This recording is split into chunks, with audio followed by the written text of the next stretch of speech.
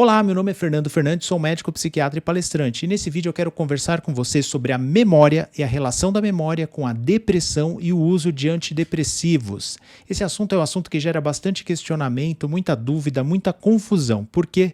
Porque existem inúmeras variáveis que nós temos que considerar quando a gente pensa nesse tema, da relação da memória com a depressão e o uso de antidepressivos. É o que eu vou tentar esmiuçar com você nesse vídeo aqui. Então, fica comigo até o final. Mas antes, se você gosta dos temas de saúde emocional, bem-estar, comportamento e autoaperfeiçoamento, não deixe de se inscrever no canal clicando no botãozinho aqui embaixo. E deixe também o seu like, que isso é bastante importante para a divulgação do nosso canal. Antes de tudo, eu preciso fazer com vocês aqui 3 considerações muito importantes a respeito da memória. A primeira delas é que queixas da memória são muito inespecíficas. E o que eu quero dizer com isso? É que portadores de qualquer transtorno psiquiátrico praticamente podem ter queixas de memória. E digo mais, até mesmo pessoas que têm a cognição muito afiada, pessoas que não têm nenhum problema objetivo de memória, muitas vezes trazem queixas desse tipo. Eu costumo dizer que se a gente pegar pessoas que passaram em um vestibular muito concorrido ou em um concurso público muito disputado e a gente chegar no primeiro dia de aula ou no primeiro dia de uma repartição pública, pedir, olha, levanta a mão aqui, qual de vocês acha que tem algum problema de memória? Eu diria que metade vai levantar a mão. Metade dessas pessoas vão levantar a mão e nenhum deles tem objetivamente algum problema sério com a memória. A segunda consideração é que amplos sintomas cognitivos são muito comuns na depressão. A depressão afeta a nossa atenção, afeta a nossa velocidade do raciocínio e, obviamente, também afeta a nossa memória. Então, sintomas cognitivos, incluindo queixas de memória, são muito comuns na depressão. Terceira consideração é que, mesmo quando as pessoas melhoram da depressão, muitas vezes permanecem alguns sintomas cognitivos. Isso é o que nós chamamos de sintomas residuais. E alterações do sono ou alterações cognitivas, elas são muito comuns como sintomas residuais. Muito bem, para complicar um pouco mais essa equação, tem o papel dos antidepressivos. Será que os antidepressivos melhoram ou não a cognição e a memória? É o que eu quero discutir com vocês a partir de agora. Quando há alguma dúvida científica, nós temos que recorrer à literatura científica. E o que eu vou comentar com vocês a partir de agora é o resultado desse estudo de meta-análise que eu compartilho na tela e deixo o link na descrição. Ele avaliou a relação entre memória e antidepressivos na depressão. E qual foi a conclusão a que ele chegou? Falando em termos simples, na média, os antidepressivos melhoram a memória na depressão. Só que ele fez uma divisão bastante interessante. Parece que os antidepressivos mais antigos, eles não têm um efeito tão bacana na memória ao tratar a depressão. É curioso, porque os antidepressivos antigos, tanto quanto os modernos, eles são eficazes na depressão, mas parece que especificamente na memória, os antidepressivos mais antigos não são tão bons quanto os antidepressivos mais recentes. Se eu fosse fazer uma divisão em categorias de antidepressivos com vocês, aqueles primeiros a serem descobertos e bastante popularizados, que são os tricíclicos, parece que eles não são tão bons para a memória assim na depressão. E parece que os antidepressivos mais modernos, aqueles que vieram dos anos 80 para frente, os inibidores seletivos da recaptação de serotonina, os duais e algumas outras categorias farmacológicas que surgiram depois, parecem ser mais eficientes em melhorar a memória na depressão do que os antidepressivos mais antigos. Então, na medida que o antidepressivo trata a depressão, ele também trata os sintomas cognitivos da depressão, mesmo que isso leve um pouco mais de tempo para acontecer. Mas será que todos os pacientes melhoram da mesma forma dos sintomas cognitivos? Esse é um resultado muito interessante que eu vou trazer para vocês aqui. Na verdade, os pacientes eles melhoram e há alguns fatores que vão dizer aqueles que vão recuperar bem a cognição e aqueles que talvez tenham um pouco mais de dificuldade em recuperar a cognição.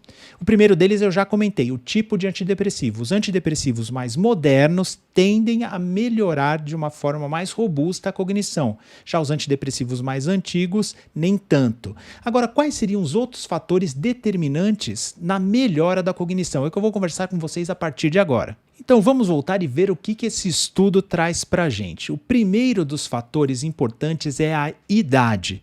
Pessoas mais novas tendem a recuperar mais rapidamente as funções cognitivas depois de um episódio depressivo, depois do tratamento antidepressivo. Qual idade? O estudo aqui ele fez um corte em pessoas com mais de 60 anos e menos de 60 anos. Parece que a idade de 60 anos é uma idade bastante definitiva. Porém, isso vale para qualquer idade. Pessoas mais novas recuperam-se mais rapidamente da cognição do que pessoas que têm mais idade. Além da idade, o outro fator é bastante importante, é a gravidade inicial da depressão.